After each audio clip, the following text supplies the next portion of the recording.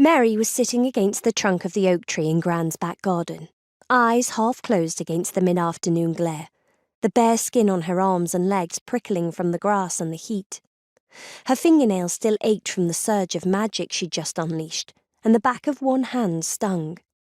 When the potion had exploded, it had sprayed across the kitchen, a few drops escaping Gran's hastily conjured protective screen. Gran had been testing her, watching her make yet another healing salve.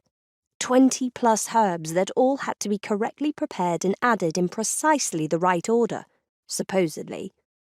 Mary had merely tried to speed things up. It hadn't exactly gone to plan. But it might have worked if Gran had just let me finish what I was trying to do. And if Gran hadn't suggested, for the second time in the last fortnight, that Mary needed to go back to the Black Lake, right at the moment when she'd been trying to concentrate. She ripped a tuft of grass out of the dry soil. Being a witch meant becoming familiar with hundreds of years' worth of spells and techniques and history. Mary understood the necessity, sort of.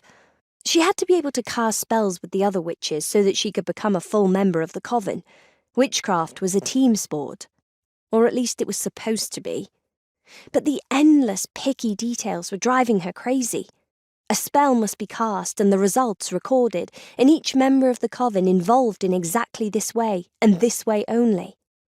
Mary had done stuff by herself in the spring that none of the other witches in the coven were capable of, not even Gran. Yet even spells that she could do almost without thinking had to be relearnt, the proper way, which usually meant, at the very least, some sort of chant in a language that Mary didn't speak, because that was how everyone else did it, and that was how it had always been done. No shortcuts allowed, even if you're powerful enough to use them. Her fingernails were tingling again. She took a few deep, slow breaths, letting the frustration ebb away.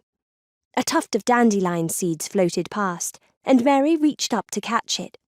Wishes, that's what Leo and she had called them when they were kids. They used to chase them around the garden. She examined the cluster of delicate filaments, remembering the sorts of things she used to wish for.